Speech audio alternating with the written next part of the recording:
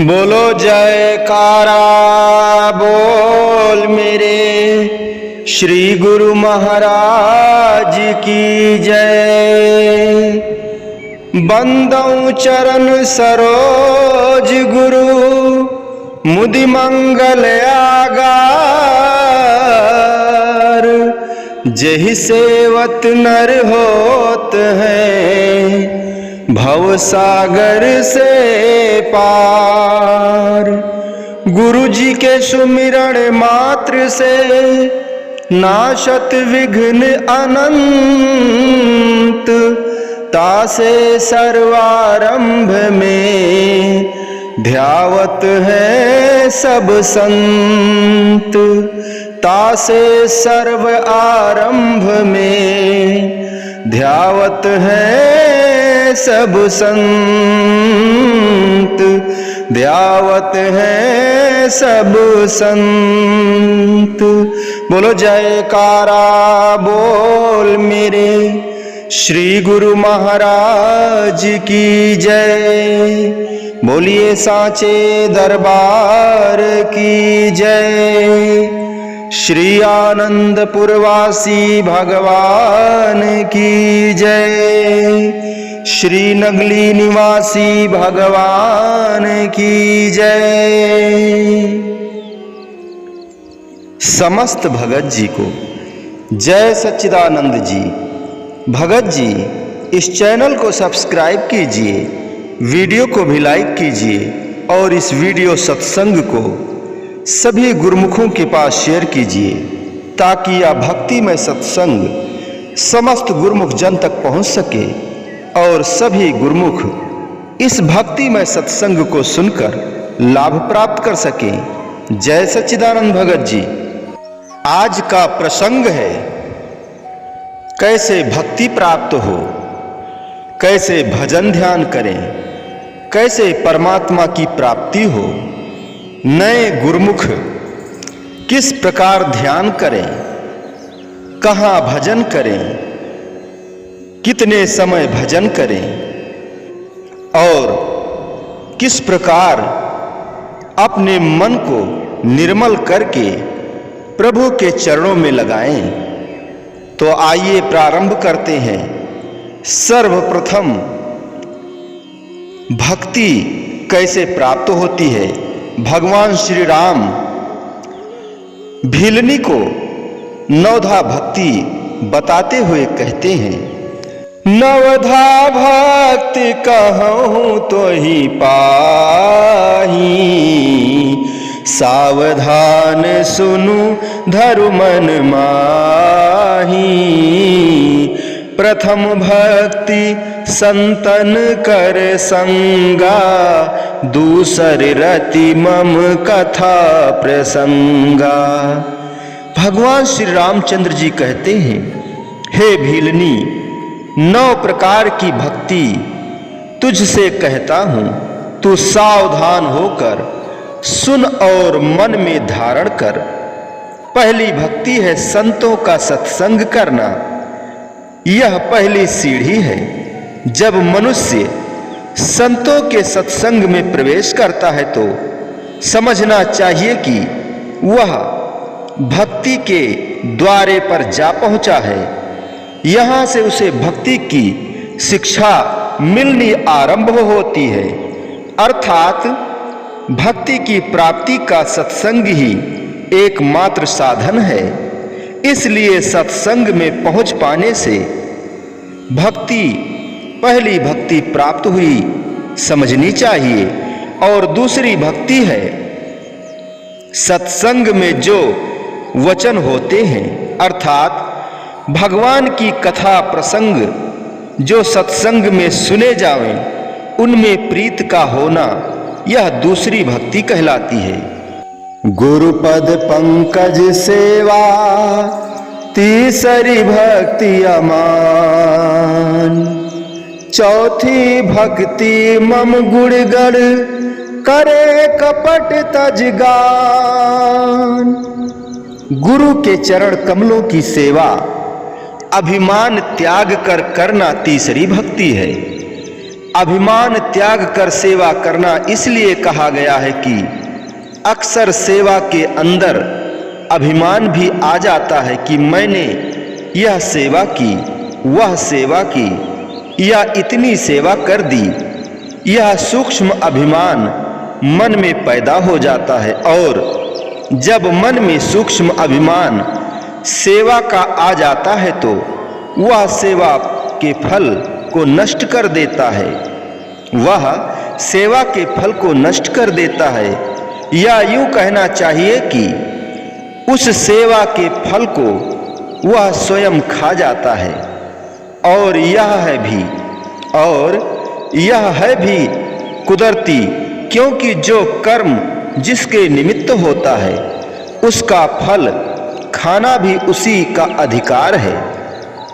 गुरु की सेवा में इतनी शक्ति है कि यदि सेवा सचमुच गुरु ही की खातिर की जाए तो वह मन की अनेक जन्मों की मैल को धोकर उसकी काया कल्प कर देती है और मनुष्य भक्ति के रंग में रंग जाता है।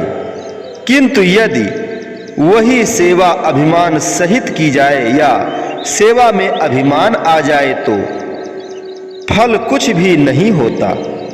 सेवा करते करते समय व्यतीत हो जाता है और मनुष्य ज्यों का त्यों ही रहता है, अवस्था में कुछ भी परिवर्तन नहीं होता।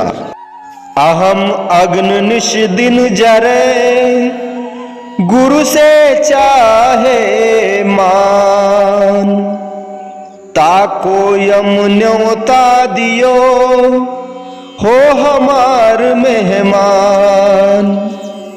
दिन रात हृदय में अहंता रूपी अग्नि को जलाए हुए जो गुरु दरबार से मान चाहता है, कबीर साहब जी कहते हैं उसको यमराज ने न्योता दे रखा है कि वह उसका मेहमान है। अर्थात गुरु दरबार से मान चाहने वाला यमराज के हवाले होगा। इसलिए तो भगवान राम जी ने भीलनी को स्पष्ट कहा कि गुरु की सेवा मान रहित होकर करना तीसरी भक्ति है और चौथी भक्ति है भगवान के गुणानुवाद गायन करना। किंतु इसमें एक शर्त है कि कपट रहित हो गुण गायन करना चाहिए, क्योंकि इसमें कुछ एक शर्त है कि कपट रहित होकर गुण गायन करे। भाव यह कि भक्ति के मार्ग में किसी भी समय और किसी भी हालत में मन में कपट, छल और मलिनता की रत्ती भर की गुंजाइश नहीं है। यहाँ तो खालिस मन की सफाई और सच्चाई और प्रेम से काम बनना है, चाहे वह कितना ही सादा क्यों ना हो, किंतु भगवान का प्यारा वही है। मंत्र जाप मम दृढ़ विश्वासा, पंचम भजन सो वेद प्रकाशा, षटदम शील विरत बहु कर्मा, निरत निरंतर सज्जन धर्मा। अब पांचवी भक्ति को वर्णन करते हैं। गुरु के बताए हुए मंत्र का जाप दृढ़ विश्वास कर करना। दृढ़ विश्वास इसलिए कहा गया कि गुरु और शिष्य के रूहानी संबंध में श्रद्धा और विश्वास ही एक ऐसी जंजीर है जो इस संबंध को पक्का बनाए रखती है। यदि गुरु के चरणों में विश्वास एक रस पुख्ता नहीं होगा, जैसे आज विश्वास पूरा है तो कल को अधूरा बन गया, अर्थात कभी निश्चय बढ़ गया और कभी घट गया। सत्संग में आया तो प्रेमी बन गया, जरा खोटी संगत मिल गई तो निश्चय डावाडोल हो गया। ऐसी हालत में ना तो भजन ही बन सकता है और ना ही भक्ति की शक्ति आ सकती है। घर में बिजली का बल्ब ठीक रोशनी उसी सूरत में दे सकता है जबकि उसकी तार का कनेक्शन पावर हाउस के साथ ठीक जुड़ा हुआ हो। परंतु यदि कनेक्शन कभी टूट जाता है और कभी जुड़ जाता है तो उस अवस्था में घर में ठीक तरह से रोशनी नहीं हो सकती। ऐसे ही भजन भक्ति भी तब ही बन पाती है, ऐसे ही भजन भक्ति भी तब ही बन आती है जब गुरु के चरणों में श्रद्धा विश्वास पूर्ण हो। इसी विचार से भगवान ने कहा कि मंत्र का जाप दृढ़ विश्वास के साथ करना पांचवी भक्ति कहलाती है, ऐसा वेद कहता है। छठवीं भक्ति है दम, इंद्रियों के विषय विकारों की ओर से रोकना, इंद्रियों को विषय विकारों की ओर से रोकना और शीलवान होना अथवा बहुत कर्मों धर्मों से वृत्ति वैराग धारण करना अर्थात उपराम रहना, भाव की बहुत कर्मों धर्मों की उलझन से न्यारा रहना, सज्जन धर्मा संत जनों भक्तों व गुरुमुखों की चाल चलकर उनके धर्मों को हृदय में धारण करना छठवीं भक्ति कहलाती है। सप्तम सब मोहि मैं जग देखे, मोते संत अधिक करी लेखे, अष्टम यथा लाभ संतोषा, सपन हु नहीं देखे पर दोषा। सातवीं भक्ति है सारे जगत को मेरा रूप जानना और संतों को मुझसे भी अधिक मानना और संतों को मुझसे भी अधिक मानना। संतों को भगवान से अधिक मानना इसलिए कहा कि संतों के द्वारा ही भगवान की प्राप्ति होती है। जो संतों को भगवान से अधिक नहीं मानता वह भगवान को कभी नहीं पा सकता। यह नियम कुदरती है और अटल है। जब भगवान स्वयं फरमाते हैं कि संतों को मुझसे विशेष जानो तो इसमें फिर संशय या भ्रम की गुंजाइश कहाँ है।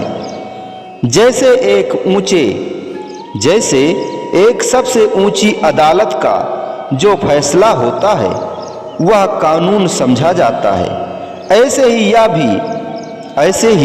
यह भी है। भगवान श्री रामचंद्र जी का वचन भी रूहानी दृष्टि में एक अटल कानून है, इससे इनकार कौन कर सकता है। आठवीं भक्ति है यथा लाभ संतोष रहना अर्थात प्रारब्ध से जो भी मिल जाए उस पर संतोष करना, तृष्णा नहीं बढ़ाना अथवा पराये दोषों को सुपने के अंदर ही नहीं अथवा पराये दोषों को सुपने के अंदर भी नहीं निहारना अर्थात सपने में भी न देखना। भाव यह कि जहां तक बन सके बुद्धि को गुण ग्राहक बनाना, अवगुण किसी के न देखना आठवीं भक्ति कहलाती है। नवम सरल सब सन छल हीना, नवम सरल सब सन छल हीना, मम भरोसे ही ये हर्ष न दीना, नौ महाजिन के एक होई, नार पुरुष सचराचर कोई। सबके साथ सरल स्वभाव से छलहीन होकर वर्ताव करना और भगवान के भरोसे हर्ष शोक से न्यारा रहना नौवीं भक्ति है। इन 9 भक्तियों में जिनके एक भी होगी वह चाहे स्त्री हो चाहे पुरुष अथवा चर अचर जीवों में कोई भी हो, सो अतिशय प्रिय भामिनी मोरे, सकल प्रकार भक्त दृढ़ तोरे, योग वृंद दुर्लभ गति जोई, तो कह आज सुलभ भई सोई। हे भामिनी, वह मुझको अत्यंत ही प्यारा है, और फिर तुझ में तो सब भक्ति दृढ़ अर्थात 9 की 9 भक्तियां विद्यमान हैं, जो गत योगियों को प्राप्त होनी दुर्लभ है, वह आज तुझे सुलभ अर्थात सहज ही प्राप्त है। मम दर्शन फल परम अनुपा, जीव पाव निज सहज स्वरूपा। क्योंकि मेरे दर्शन का जो फल आपको मिल रहा है, वह फल परम अनुपम कहिए उपमा से रहित है। उसकी महिमा वर्णन नहीं हो सकती, उसकी महिमा वर्णन नहीं हो सकती। इस फल से जीव स्वाभाविक ही अपने वास्तविक स्वरूप को पा लेता है।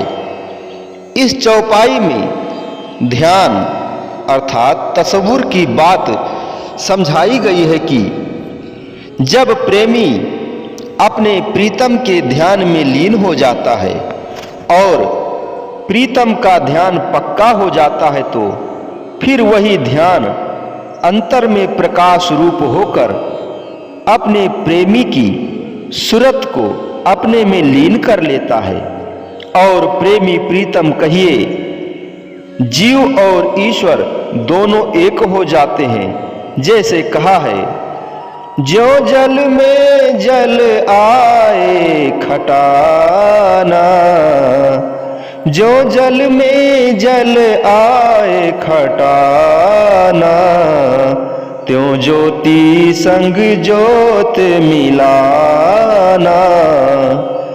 सब प्रकार तब भाग बढ़, मम चरणन अनुराग, तब महिमा जहि उर बसहि, तासु परम बड़ भाग। अंत में भगवान कहते हैं, इसलिए हे भीलनी, आज सब प्रकार से तेरे भाग्य ऊंचे हैं, क्योंकि तेरा मेरे चरणों के साथ प्रेम है। और मैं तो कहता हूं कि तेरी महिमा भी जिसके हृदय में बस जाएगी, उसके भी बड़े ऊंचे भाग्य होंगे। इस प्रकार भीलनी से मिलकर भगवान उसको सद्गति प्राप्त करते हैं और फिर आगे बढ़ चलते हैं। वनवास में श्री राम और नारद जी का मिलाप होता है। बिरहवंत भगवंत ही देखी, नारद मन भा सोच बिसेखी, मोर साप कर अंगीकारा, सहत राम नाना दुख भारा।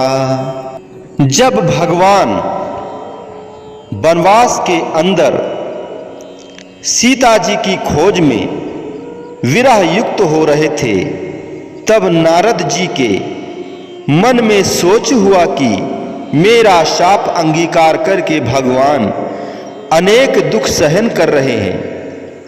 जब नारद जी विवाह करना चाहते थे और भगवान ने युक्ति द्वारा उन्हें विवाह करने से रोक दिया था, तो नारद जी उस समय स्त्री की लगन में क्रोधावश हो भगवान को शाप दिया था कि जैसे आपने मुझे स्त्री के वियोग में दुखी किया है, ऐसे एक दिन आप भी स्त्री के वियोग में दुख पावेंगे। इसलिए अब भगवान को विरहवंत देखकर नारद जी अपने शाप की बात स्मरण कर दुखी होकर कहने लगे, ऐसे प्रभु ही बिलोकऊं जाई, पुनि न बनहि अस अवसर आई। यह विचार नारद कर वीना, गए जहां प्रभु सुख आसीना। ऐसे समय पर प्रभु को जाकर देखूं, क्योंकि फिर ऐसा अवसर नहीं बनेगा। यह विचार कर नारद जी हाथ में वीणा लिए हुए जहां भगवान विराजे हुए थे आए। गावत राम चरित मृदुबानी, प्रेम सहित बहु भांति बखानी। करत दंडवत लिए उठाई, राखे बड़ी बार उरलाई। और कोमल वाणी से प्रेम पूर्वक भगवान के चरित्रों को बहुत भांति से गाते हुए चरण कमलों में दंडवत की। तब भगवान ने नारद जी को अपने हाथों से उठाकर हृदय के साथ बार बार लगाया। स्वागत पूछ निकट बैठारे, लक्ष्मण सादर चरण पखारे। कुशल पूछ कर निकट बैठाया। तब लक्ष्मण जी ने आदर पूर्वक चरण धोए। नाना विध विनती करी, प्रभु प्रसन्न जिय जान। नारद बोले वचन तब, जोर पंख रूह पानी। अनेक प्रकार से स्तुति कर दिल में भगवान को प्रसन्न जान नारद जी हाथ जोड़कर बोले, अति प्रसन्न रघुनाथ ही जानी। पुनि नारद बोले मृदुबानी, राम जबहि प्रेरहु निज माया। मोह्यो मोहि सुनहु रघुराया। भगवान को अति प्रसन्न जानकर नारद जी कोमल वाणी बोले, हे प्रभु सुनिए, जब आपने अपनी माया को प्रेरणा करके मुझे मोहित किया था, तब विवाह में चाहूं कीना। प्रभु के ही कारण करन न दीन्हा। सुन मुन तो ही कहो सहरोसा, भजहि जे मोहि तज सकल भरोसा। तब मैं विवाह करना चाहता था, हे प्रभु आपने किस कारण नहीं करने दिया। यह उस समय का वर्णन है जब भगवान सीता जी के वियोग में दुखी बने हुए नारद जी उस समय वन में आ पहुंचे और उचित समय जानकर यह प्रश्न कर दिया।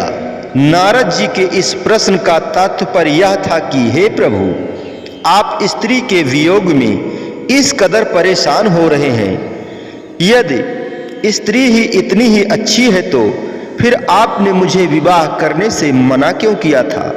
नारद जी का प्रश्न सुनकर भगवान अपने असली रंग में आते हैं और कहते हैं, हे मुनि सुनिए, मैं तुझसे सहरोसा सत्य संकल्प से कहता हूं कि जो दूसरे सारे आश्रय और भरोसे छोड़कर केवल एक मेरे आश्रय होकर मेरा भजन करते हैं, करऊं सदा तिन्हकी रखवारी। जिम बालक ही राख महतारी। गह शिशुवत्स अनल अहिधाई। तहाँ राखे जनन अरुगाई।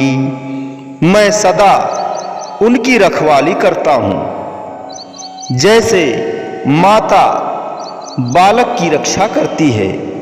जबकि बालक और बछड़ा अग्नि और सर्प को पकड़ने दौड़ते हैं, तब माता और गाय रक्षा करती है। भाव यह कि हे नारद, मैंने भी आपकी इसी प्रकार रक्षा की थी।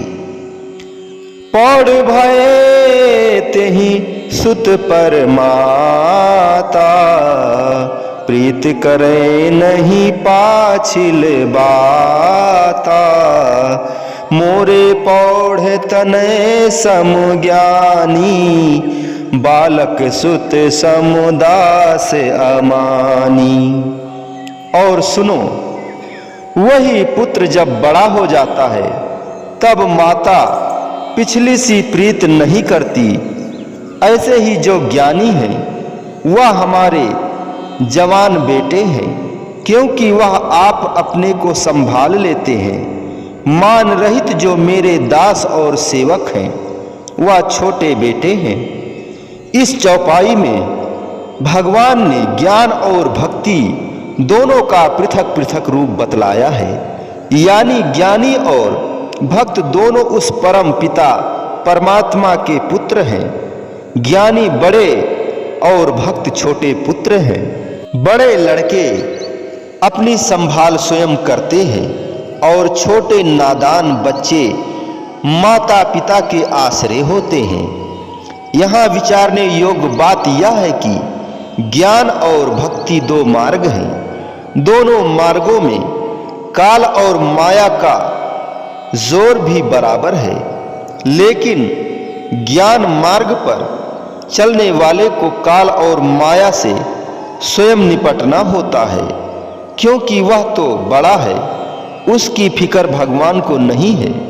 परंतु भक्ति मार्ग पर जाने वाला जो दास और सेवक है वह चूंकि नादान बालक के समान है, इसलिए उसकी रक्षा भगवान करते हैं।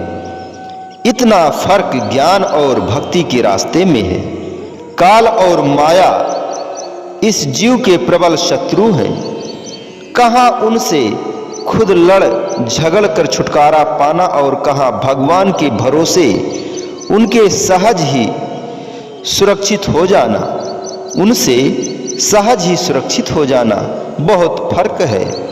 आगे कहते हैं, जिनहि मोर बल निज बल ताही, जिनहि मोर बल निज बल ताही। दुहु कह काम क्रोध रिपु आही, यह विचार पंडित मोहि भजही। पायहु ज्ञान भक्ति नहीं तजही। हमारे जो छोटे बालक हैं उन्हें हमारा बल है, और ज्ञानी जो बड़े बेटे हैं उनको अपना बल है। परंतु काम क्रोध रूपी शत्रु दोनों के निकट घात करने को खड़े हैं। ऐसा विचार कर विचारवान मेरा भजन करते हैं और ज्ञान पाकर भी भक्ति को नहीं त्यागते, अर्थात ज्ञान से भक्ति को विशेष रूप में मानते हैं। काम क्रोध लोभाद मद प्रबल मोह की धारी, तिन मह अति दारुण दुखद माया रूपी नारी। मोह जो सबसे प्रधान है, उसकी धारी अर्थात सेना में यद्यप काम क्रोध लोभ आदि दुखदाई हैं, परंतु उन सब में दारुण दुख देने वाली अर्थात अति दुखदाई माया रूपी स्त्री है। इसी कारण हमने आपको इससे बचाया था। नारद जी को कैसे मोह हुआ और वह किस प्रकार विवाह करने लगे थे, और फिर भगवान ने उनको कैसे बचाया था, यह सारी कथा आप पहले सुन चुके हैं। सुन रघुपति के बचन सुहाए, मुनि तनु पुलक नयन भरी आए। कहूँ कवन प्रभु की असरीति, सेवक पर ममता अति प्रीति। भगवान के सुंदर वचन सुनकर नारद जी का शरीर पुलकायमान हो गया। भगवान जी का सुंदर वचन सुनकर नारद जी का शरीर पुलकायमान होकर नेत्रों में जल भर आया और भगवान के दयालु स्वभाव की महिमा को हृदय में रखकर कहने लगे, प्रभु की कैसी सुंदर रीति है, प्रभु की कैसी सुंदर रीति है कि वह अपने सेवक के ऊपर ऐसी ममता और प्रीत रखते हैं। जे न भजहि अस प्रभु भ्रम त्यागी, ज्ञान रंक नर मंद अभागी।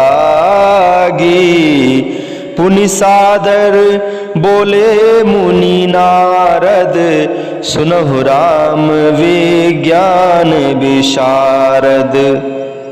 जो ऐसे प्रभु को भ्रम त्याग कर नहीं भजते हैं, वह मंद बुद्धि ज्ञान के कंगाल और भाग्यहीन है। फिर आदर पूर्वक मुनि नारद बोले, हे विज्ञान स्वरूप भगवान, एक प्रार्थना और सुनिए। संतन के लक्षण रघुवीरा,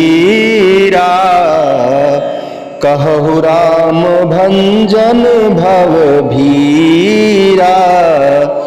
सुन मुनि संतन के गुण कहूँ, तिन्हते मैं उनके वश रहूं।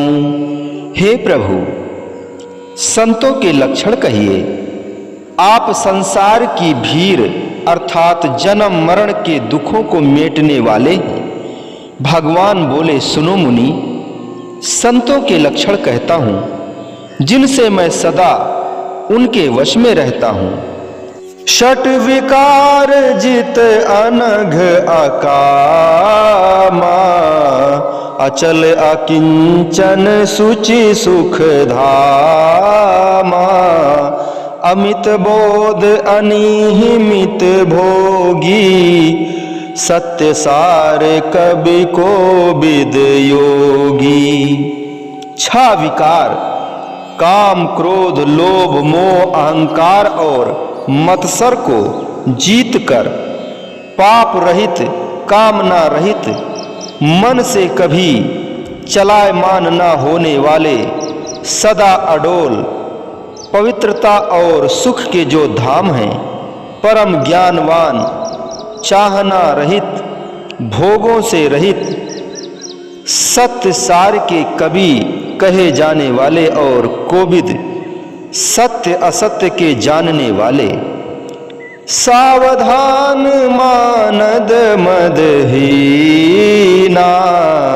धीर भक्त पथ परम प्रवीणा। सदा अपने धर्म में सावधान, दूसरों को मान देने वाले, मद से रहित, बड़े धीरजवान और भक्ति पथ में परम प्रवीण। गुणागार संसार दुख रहित विगत संदेह, तज मम चरण सरोज प्रिय, तिन कहाँ देह नगे।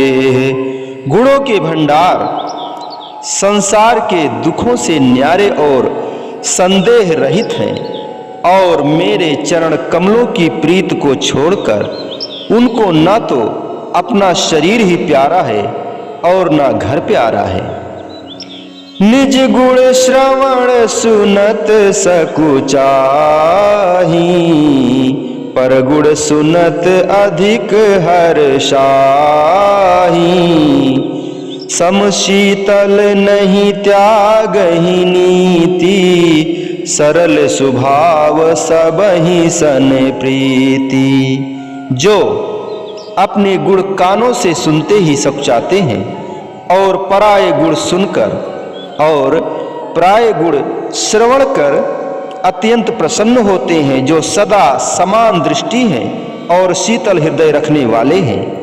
जो नीति नहीं त्यागते किंतु सीधे स्वभाव में रहते हैं और सबसे प्रीत करते हैं। विरत विवेक विनय विज्ञाना, बोध यथारथ वेद पुराना। दंभ मान मद करहि न काऊ, भूल न देहि कुमारग पाऊ। वृत्ति, वैराग्य, विवेक, सत्य असत्य का जानना, विनय अर्थात नम्रता, विज्ञान अंतरियु साक्षात्कार और वेद पुराणों का यथार्थ बोध, कभी पाखंड और अभिमान नहीं करते और भूलकर भी कुमार्ग में पांव नहीं रखते। गावहि सुनहि सदा मम लीला, हेतु रहित परहित रतशीला। सुनि मुनि साधुन के गुण जेते, कहि न सकहि नारद श्रुति तेते। सदा मेरी लीला को गाते और सुनते हैं, अपने प्रयोजन बिना पराये का हित करते हैं, अपने प्रयोजन बिना पराये का हित करते हैं। सुनो मुनि, जितने संतों के गुण हैं उसे वेद और शारदा सरस्वती भी नहीं कह सकते। कहि सक न शारद शेष नारद, सुनत पद पंकज गहे। अस दीन बंधु कृपाल अपने, भक्त गुण निज मुख कहे। शिर नाई बारहि बार चरणन, ब्रह्मपुर नारद गए। ते धन्य तुलसीदास आस बिहाए, जे हरि रंग रहे। शेष शारदा भी उनके गुण को वर्णन नहीं कर सकते। यह वचन सुनकर नारद जी ने भगवान के चरण कमल पकड़े और बोले कि आप ही ऐसे दीन बंधु कृपालु हैं, जो अपने भक्तों के गुण अपने मुखार विंद से वर्णन किए। फिर बारंबार चरणों को शीश नवाए कर नारद जी ब्रह्मलोक को चले गए। तुलसीदास जी कहते हैं, वह मनुष्य धन्य है जो और सब आशा छोड़कर केवल एक भगवान के रंग में रंगे हैं। दीप शिखा समुवति तन, मन जन होश पतंग। भजहि राम तज काम मद, करहि सदा सतसंग। तुलसीदास जी कहते हैं, हे मन, दीपक की शिखा के समान स्त्री के शरीर पर पतंग होकर मत जल। काम और मद मान को त्याग कर भगवान का भजन कर और सत्संग कर, इसी में ही कल्याण है। अब भगवान का भजन कैसे करें? जो प्यारे गुरुमुख हैं उनके मन में यह विचार आता होगा, भगवान का भजन कैसे करें। जब आप श्री आनंदपुर दरबार गए हैं और आपके रहबर ने आपको नाम मंत्र दिया है, गुरु मंत्र दिया है, उस मंत्र का जाप आप निरंतर करते रहिए। चलते फिरते, खाते पीते, हर समय उस मंत्र का जाप करते रहिए। अगर आप श्वासों में जाप करते हैं तो और अच्छा है, यानी श्वास जब आप लेते हैं तो गुरु मंत्र का पहला अक्षर, और जब आप सांस छोड़ते हैं तो गुरु मंत्र का दूसरा अक्षर, यानी 2 अक्षरों में जो गुरु मंत्र है। सांस लेते समय पहला अक्षर अनुभव करें कि वह पहला अक्षर जब मैं श्वास अंदर खींच रहा हूं तो वो पहला अक्षर का उच्चारण हो रहा है, और जब श्वास को छोड़ रहा हूं तो दूसरा अक्षर का उच्चारण हो रहा है, यानी जो नाम है, जो मंत्र है। एक बार श्वास लेते हैं तो नाम का पहला अक्षर, और जब उसी श्वास को बाहर निकालते हैं, छोड़ते हैं, तो नाम का दूसरा अक्षर। ऐसा आप अनुभव कीजिए, देखिए ऐसा ही सब जीवों के अंदर हो रहा है। किंतु चाहे कोई जीव हो, पशु हो, पंछी हो, सबके अंदर यही नाम चल रहा है। किंतु हम जीव अज्ञान हैं, हमको वह ज्ञान नहीं था, गुरु मंत्र का ज्ञान नहीं था। जो हमारे सद्गुरु दाता दीन दयाल से हमें प्राप्त हुआ है। लेकिन जब हमें प्राप्त हो गया है तो हमें उस नाम का भजन करना चाहिए। और जो निरंतर नाम का भजन करते हैं वो स्वयं परमात्म स्वरूप हो जाते हैं, क्योंकि जो नाम है वो नाम स्वयं परमात्म स्वरूप है। आपको शरीर की सुध नहीं रह जाएगी, आप स्वयं श्वास हो जाएंगे, स्वयं मंत्र रूप हो जाएंगे। अब यह तो हुआ भजन करना, लेकिन अब ध्यान कैसे करना है? जो नए गुरुमुख हैं उन लोगों को उनके रहबर ने उन्हें तरीका बताया अवश्य होगा, किंतु जो लोग भूल गए हैं, जिन्हें भटक हो गया है, भूल हो गया है, उन लोगों के लिए मैं बता रहा हूं, किसी स्थान पर अपने घर में जहां कोलाहल न हो, शोर न हो, वहां श्री गुरु महाराज जी की श्री गुरु महाराज जी को विराजमान करा दें और सद्गुरु की सेवा करते रहें।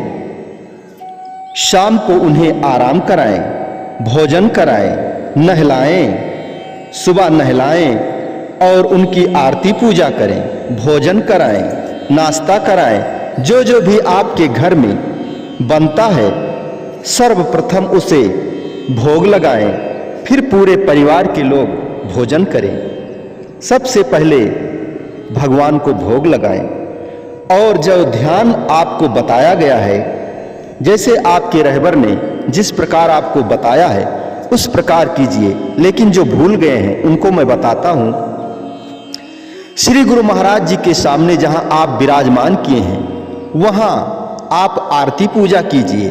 आरती पूजा करने के बाद में आप आसन में बैठ जाएं, चाहे सुख आसन में बैठ जाएं या जिस तरह आप बैठ सकें ज़्यादा देर तक उस आसन में बैठें। वैसे तो हमारे गुरु महाराज जी पद्मासन में बैठने के लिए कहते हैं, आप देखे भी होंगे श्री गुरु महाराज जी विराजमान हैं, पद्मासन में ही बैठे हैं। तो उस प्रकार आप बैठ जाएं, रीढ़ की हड्डी को सीधा कर लें, यानी झुका ना रहें, कमर की हड्डी और गर्दन और सर एकदम सीधा हो, सीधा करके बैठ जाएं। अपने श्वासों पर ध्यान दें कि जो श्वास चल रहा है उसमें वही नाम चल रहा है, वही मंत्र चल रहा है। और जो आपकी भ्रिकुटी है, दोनों भौहें हैं, दोनों भौहों के मध्य में जहां तिलक लगाते हैं, आंख बंद करके उस स्थान पर ध्यान करें। ध्यान किसका करें? श्री गुरु महाराज जी का ध्यान करें जो आपके सामने विराजमान हैं। आंखें खोलकर पहले दर्शन करके फिर आंखें बंद कर लें और वही उस स्थान पर ध्यान करें जहां तिलक लगाया जाता है। वहां ध्यान करते रहिए। ध्यान करते करते पहले तो आपको अंधेरा दिखाई देगा, लेकिन धीरे धीरे आपको एक प्रकाश पुंज दिखाई देगा और वही प्रकाश पुंज धीरे धीरे आकार में बढ़ता जाएगा, सोने का प्रकाश हो जाएगा, सुनहरा प्रकाश हो जाएगा और उसी प्रकाश में वही स्वरूप भगवान मुस्कुराते हुए आपको दिखाई देंगे। सद्गुरुदाता दीन दयाल उसी प्रकाश में स्वयं प्रकाश स्वरूप में दिखाई देंगे और मुस्कुराते हुए दिखाई देंगे, क्योंकि हमारे हुजूर सद्गुरुदाता दीन दयाल हम भक्तों के प्रतीक्षा में हमेशा बैठे रहते हैं कि कब मेरा भक्त इस मार्ग पर आएगा और मेरे साथ चलेगा, मेरे साथ धूर्धाम चलेगा। हम जीव भूले भटके हैं, इसलिए हम उस स्थान पर नहीं पहुंच पाते। लेकिन जो हमारे रहबर ने हमें ज्ञान दिया है, हमें मार्ग बताया है, हमें उस मार्ग पर चलकर हमें परमात्मा की प्राप्ति करनी है। इसलिए सभी गुरुमुखों से निवेदन है, जो आपके रहबर ने आपको बताया है, जो विधि बताया है, उस विधि के अनुसार आप भजन ध्यान करें, क्योंकि मानुष जन्म केवल परमात्मा की प्राप्ति के लिए ही मिला है। हम जीव 84 लाख योनियों में भटक भटक कर परेशान हो रहे थे। प्रभु ने हम पर दया की, हम पर कृपा की और हमें यह मानुष जन्म बख्शा, इसलिए कि हम प्रभु की प्राप्ति करें, परमात्मा की प्राप्ति करें, स्वयं उस सागर में जाकर मिल जाएं जो प्रभु सागर है। हम एक बूंद जल हैं, हम इधर उधर भटक रहे हैं। अगर हम एक बूंद जल उस सागर में जाकर मिल जाएंगे तो हम भी सागर स्वरूप हो जाएंगे। कोई भी उस बूंद को देखकर यह नहीं बता सकता कि वह बूंद कहाँ है, क्योंकि हम उस सागर में मिलकर सागर रूप हो जाएंगे। इसीलिए हमारे प्रभु ने हमें यह नियम आरती, पूजा, सत्संग, सेवा, भजन, ध्यान बताया है। और समय निकालकर दोनों समय आरती पूजा और एक एक घंटा भजन, यानी 1 घंटा सुबह और 1 घंटा शाम भजन करें और आरती पूजा दोनों समय करें, सुबह शाम आरती पूजा करें। फिर आप दुनिया के काम करते रहिए, लेकिन इतना ध्यान रहे कि दुनिया के काम करते हुए भी अपने श्वासों पर ध्यान देते रहिए। अगर कहीं बीच बीच में भूल हो जाता है तो भी आप चिंता ना करें, बस इतना ध्यान रखें कि जब भी आपको अचानक ध्यान आए कि मैं भूल गया, तब आप तुरंत अपने श्वासों पर ध्यान देते रहिए कि मेरे श्वासों में केवल वही प्रभु का नाम चल रहा है जो हमारे रहबर ने हमें प्रदान किया है, जो हमारे सद्गुरु दाता दीन दयाल द्वारा हमें प्रदान हुआ है। भगवान अपने भक्तों को किसी न किसी बहाने दर्शन देने अवश्य आते हैं। ऐसे ही श्री राम हनुमान मिलाप तथा सुग्रीव से भेंट हुआ। आगे चले बहुरी रघुराया, ऋष्यमुख पर्वत नियराया, तहाँ रह सचिव सहित सुग्रीवा, आवत देख अतुल बल सीवा। फिर श्री रामचंद्र जी आगे को चले और ऋष्यमुख पर्वत के निकट पहुंचे। वहां मंत्रियों सहित सुग्रीव रहता था। वह इन अतुल बल के मर्यादा रूप दोनों भाइयों को देखकर अति सभीत कहु सुनु हनुमाना, पुरुष युगल बल रूप निधाना, धरि बटु रूप देख तै जाई, धरि बटु रूप देखु तै जाई, कहे सुजान जिया सैन बुझाई।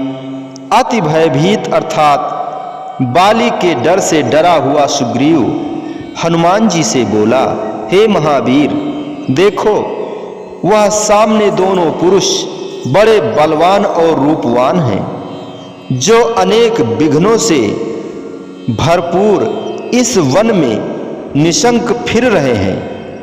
तुम ब्रह्मचारी का रूप धारण कर जाकर देखो, सो जैसा वृतांत हो मुझे वानरी बोली में इशारा कर देना। पठाए बाली होए मन मैला, भागो तुरत तजो यह शैला, विप्र रूप धर कप तहाँ गयऊ, माथ नाय अस पूछत भयऊ। जो यह बाली के भेजे हुए हों तो तुम अपना चेहरा उदास बना लेना, मैं समझ जाऊंगा और तुरंत ही इस पहाड़ को छोड़कर कहीं भाग जाऊंगा। सो हनुमान जी सुग्रीव जी की आज्ञा से ब्राह्मण का रूप धारण करके वहां गए और मस्तक निवाकर इस प्रकार पूछने लगे, को तुम श्यामल गौर शरीरा, को तुम श्यामल गौर शरीरा, क्षत्रिय रूप फिरहु वन वीरा, कठिन भूम कोमल पदगामी, कवन हेत वन विचरहु स्वामी। आप श्याम और गोरे शरीर वाले कौन हो, जो क्षत्रिय का रूप धारण किए वीर योद्धाओं की वृत्ति से वन में फिरते हो। यह हनुमान जी का अपने भगवान से प्रथम मिलाप है, अर्थात अपने भगवान से बिछड़ी हुई रूह फिर मिल रही है। दोनों भाइयों के दर्शन करते ही हनुमान जी के हृदय में प्रेम की उमंगें उभर रही हैं। बड़े दर्द भरे वचनों से प्रार्थना करते हैं, हे स्वामी, इस वन की धरती बड़ी कठोर है और आपके चरण अति कोमल हैं। क्या कारण है जो आप इस कठिन भूमि में फिर रहे हो? मृदुल मनोहर सुंदर गाता, सहत दुसाहवन आतप वाता, कि तुम तीन देव मह को, नर नारायण की तुम दो। आपके कोमल मनोहर और सुंदर शरीर है। आप किस कारण वन की दुसाह गर्मी और पवन सह रहे हो? ज्यों-ज्यों वचनों का सिलसिला आगे को चलता जाता है, हनुमान जी के हृदय के कपाट खुलते जाते हैं। मालिक की प्यारी और पवित्र आत्मा, जो कि पिछले जन्म से बिछड़कर अपने मालिक की तलाश में फिर रही थी, आज उसे अपने भगवान का मिलाप हो रहा है। हनुमान जी कहते हैं, क्या तुम ब्रह्मा विष्णु महेश तीनों देवताओं में से हो, अथवा आप नर और नारायण का अवतार हो? इस प्रकार हनुमान जी के हृदय रूपी समुद्र से खुशी की लहरें उठ रही हैं। फिर कहते हैं, जग कारण तारण भवहि, भंजन धरनी भार, कि तुम अखिल भुवन पति, लीन्ह मनुज अवतार। क्या आप जगत के कल्याण के निमित्त संसार सागर से तारने वाले और पृथ्वी के भार हरता हो, अथवा संपूर्ण ब्रह्मांड के पति अपनी इच्छा से मनुज अवतार धारण कर वन में आए हो? हंसी बोले रघुवंश कुमारा, विधि कर लिखा को मेटन हारा, कौशलेश दशरथ के जाए, हम पित वचन मानी वन आए।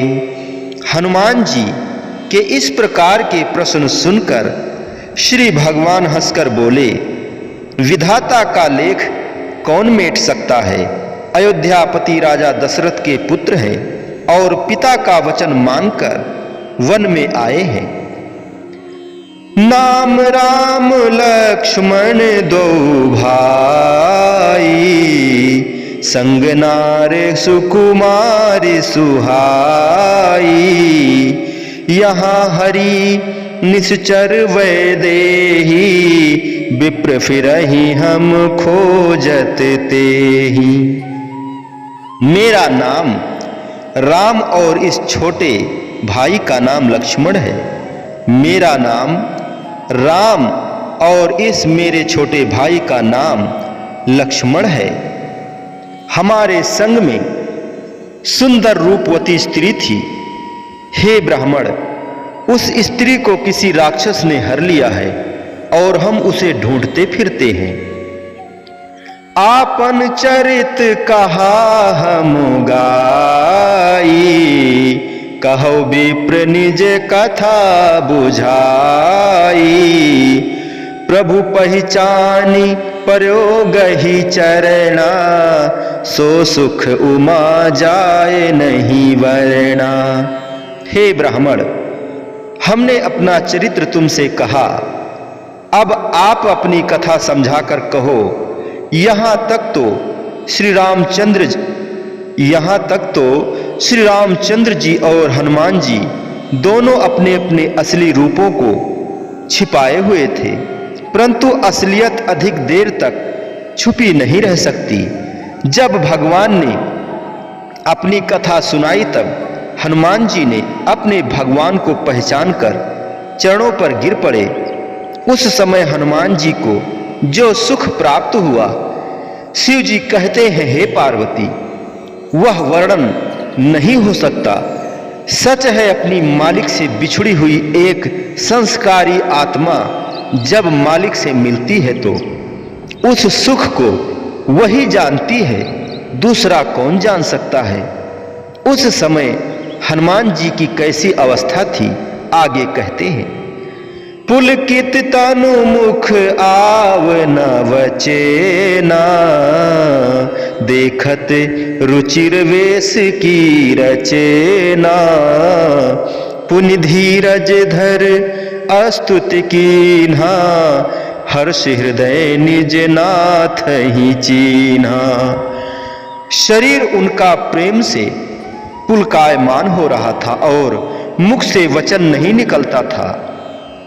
एक टिक होकर सुंदर वेश की रचना को देखते थे, फिर धीरज धरकर स्तुति की और अपने स्वामी को पाकर हृदय में प्रसन्न हो बोले, मोर न्याओ मैं पूछा साई, तुम कस पूछो नर की नाई, तब मायावश फिरऊं भुलाना, ताते मैं नहीं प्रभु पहचाना।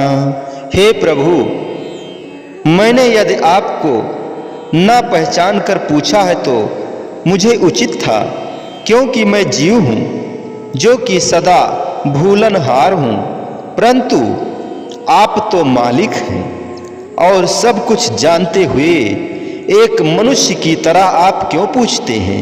हे प्रभु, मैं आपकी माया के वश होकर भूला फिरता हूँ, अर्थात आपकी माया ने मुझे भुला रखा है, इस कारण आपको पहचान नहीं सका।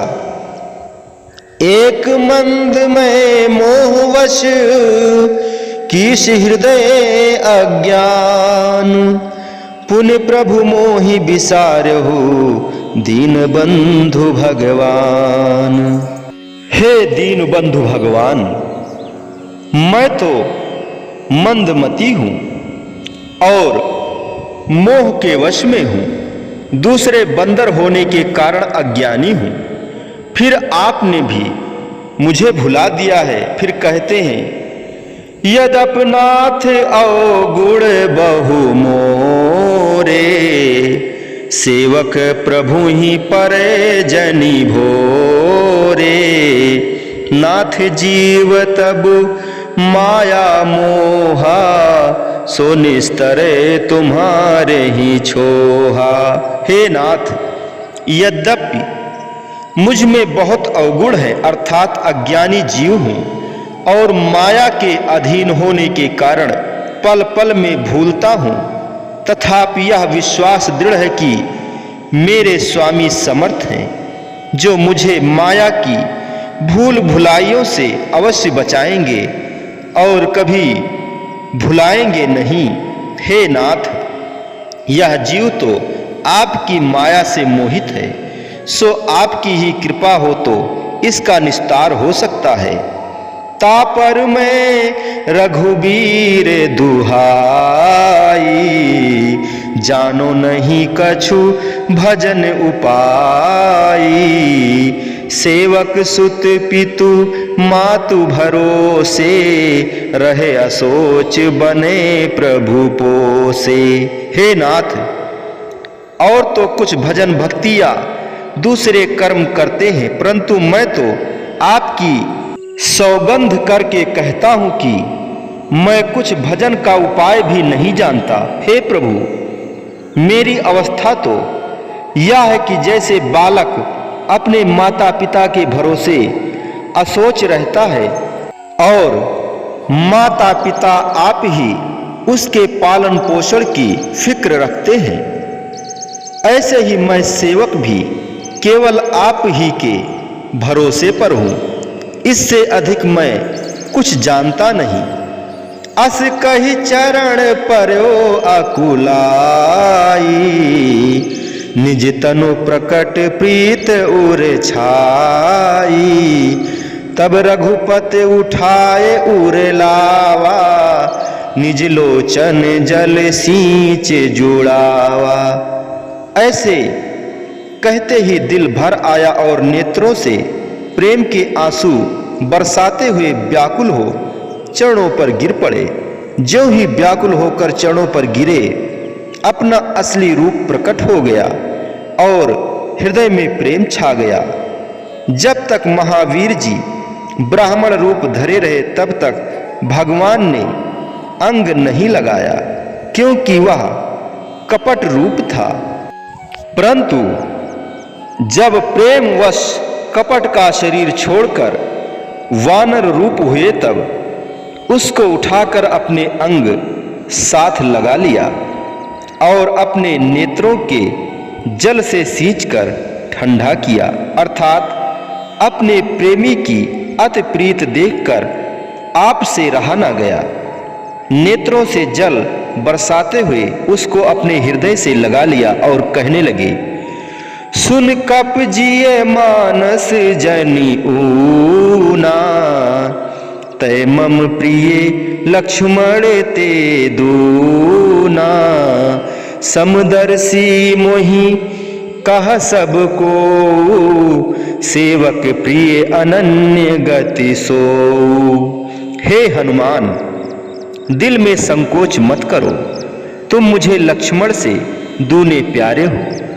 मुझे सब ही समदर्शी कहते हैं, परंतु जो हमारे अन्य गति सेवक हैं वह अधिक से अधिक प्यारे हैं। अब अनन्य का लक्षण भी कहते हैं।